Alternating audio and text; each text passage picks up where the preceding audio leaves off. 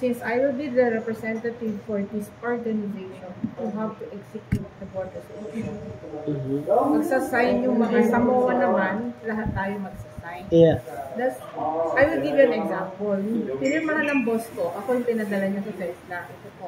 Prepare mo na. Prepare niya na po. Prepare natin sa meeting natin. Sasayin na lang kami kasi alam mo senior na kami. Board resolution, ito po. Yeah, board resolution. Ito, attorney. Yeah, pwede siguro magawa na ni The attorney. board is appointing, designating Ms. Melissa Fortes as a representative to sign up in behalf of the industry today. So, sabi niya, ikaw nang bahala. Okay, what powers are you? What powers? Kasi you have to this SPA. Ganito ka general? Ito.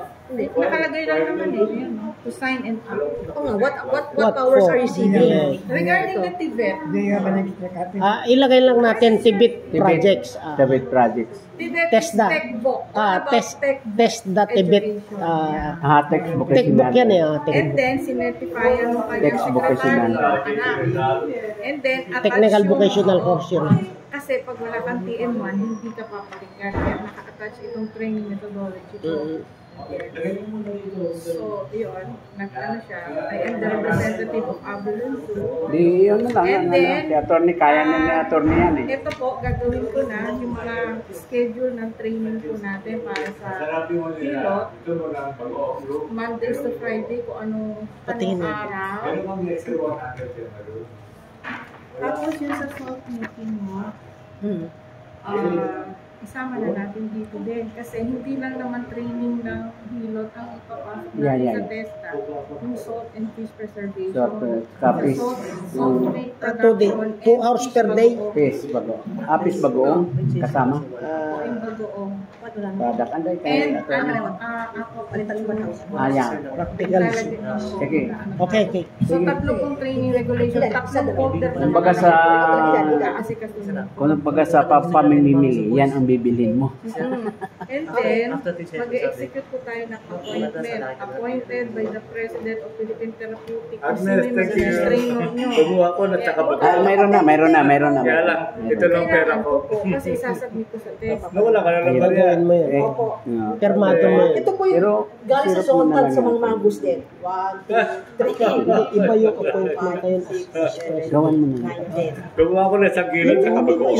Di ba dito ikaw yung mangus din? Kung nasa, hindi nasa. Wala ka. Hindi, ano ko. Gawin ko na. Kailan ako, kailan dodong na mensa.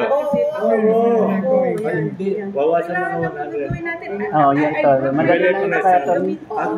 Gusto ko makipag-ibig. Tapos pipirmahan nyo na lang. Opo. Yan, pipirmahan mo lang. Andyan na ang printer. Okay po, dito Dati kasi hindi pa nasunog ang printer namin. Ano lang naman substitute lang naman ng Philippine Therapeutic together with the address lang naman tsaka signatory. Akala mo dito. Parang template yan. Alisin lang yung heading. Ipalit lang yung Philippine Therapeutic Society and together with this former professor of signatories. political science. Gusto niya mag-member ng UPSIM Act sa atin. Dati siya UPSIM. Upsim alumnus ako panahon ni Moses Alcala sa kanila Jonathan Flavier. Hello. Pamangkin niya ito yung si 152 party list si Jandy. For Universal Healthcare. Universal Healthcare, si John D. Flavier. 152. Okay. Sabi ko kay Agnes, mag-involve ako sa UPSIM Act. Wow. Okay. Teka bulat. Sa order ng misis ko. Kaya Order sa mangga. ngayon, si Jerome Bailen, kaibigan ko, nag-tennis, nag-chess kami. Hindi ko matalo-talo. Jerome. Kaya galit ako sa kanya. Hindi kaya talunin. Ikaw rin, magaling sa chess. Okay. Ang sikreto pala niya, habang kami nag-chess, nakakwako ko siya. Si Jerome. Kwako. Ay, yung sikreto niya. Kaya kumuha ko ng tabako. Inubo ko dahil asthmatic.